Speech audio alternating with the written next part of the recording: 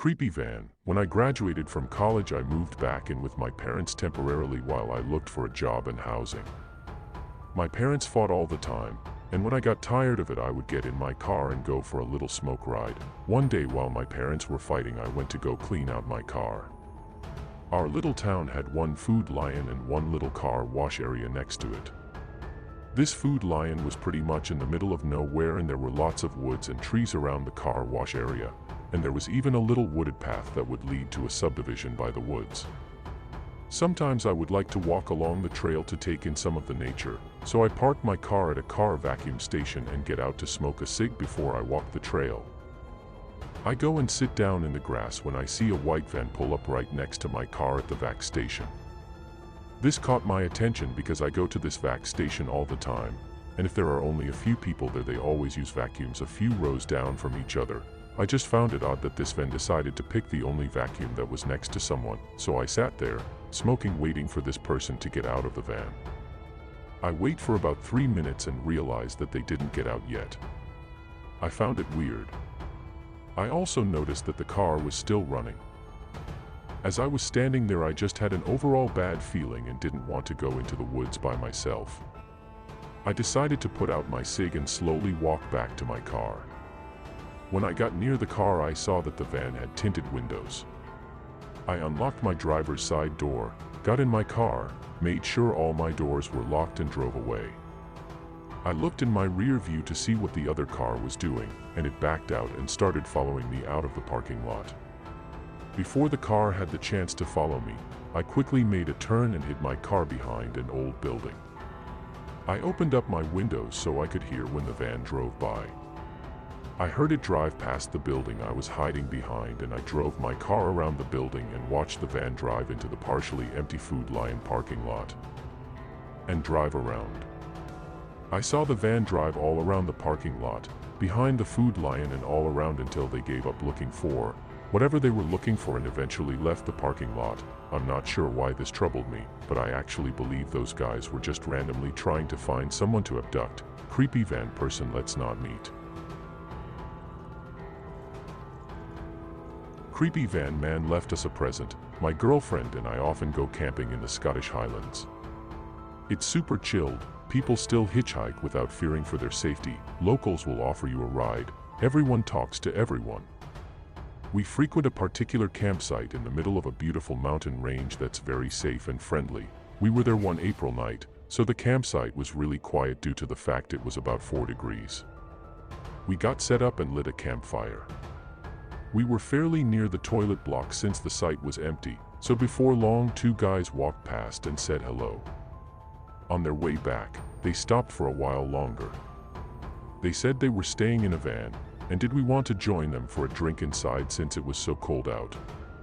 My girlfriend, ever the social butterfly, said sure and started to get up.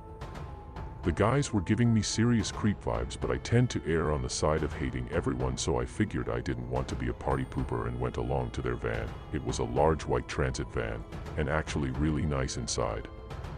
There was plenty of room for us all to sit inside, but I kinda hovered in the doorway. The van belonged to the older guy of the two, maybe mid-40s, who seemed pretty genuine. He told us he lived in the van most of the time, but brought his friend from work to the Highlands for the weekend because he'd never been before. His friend was a younger guy, maybe mid-20s, chatty to the point of being irritating because he was drunk. Before long, the conversation turned to one that will be familiar to any woman in a same-sex relationship. "Are you guys sisters?" "No, we're together." "Well damn, do you not miss dick? Can I watch?" etc., etc., etc. At this point we'd been there maybe half an hour and it was really pitch black outside, so we decided to call it a night. It was all very pleasant when we left, although younger guy had got pretty quiet when we said we were leaving. About 15 minutes after we got into our tiny pop-up tent, we hear younger guy saying, "Girls, let me in." My girlfriend says no, go away in a very assertive voice. She's from Glasgow and doesn't mess around. We thought he'd gone until a few minutes later we hear someone fumbling around with the zip on our tent door.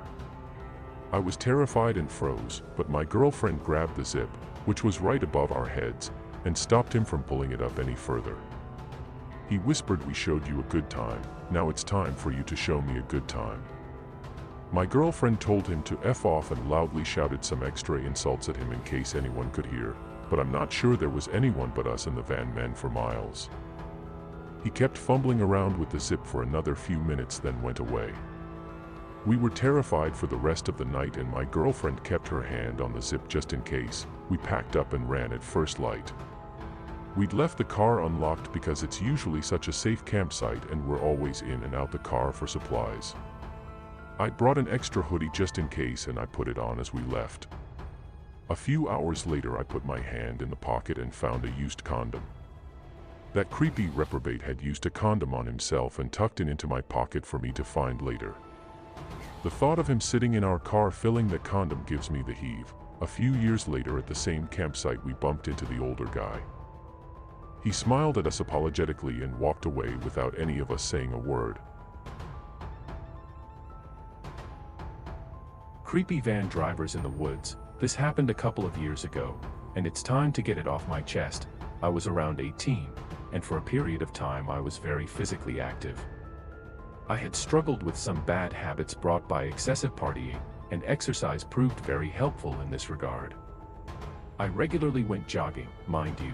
At the time I lived in a small town in the ever so peaceful Scandinavia. Out all by myself jogging in the woods. Not a soul in sight, right? So, my class didn't start until around noon, so I went out for a morning jog. Broad daylight and everything. I went on my bike to the tracks, left my bike at the jogging station. To know what else to call it, it was a small red cottage where different outdoor clubs hang out. As I am about to enter the tracks, there are two middle-aged men sitting by the cottage. I glance at them only to find myself locking eyes with one of them. The way he looked at me was deeply unsettling. It was only for a moment, but I'll never forget how I felt when his eyes pierced right through me. My gut is making an honest effort trying to tell me that something is off about this whole situation. These men are wearing jeans and leather jackets. They sure aren't here for the sake of exercise, but I brush it off, thinking I'm overreacting. I was wrong. I had only been jogging for a couple of minutes when I suddenly feel like turning around, and there they are.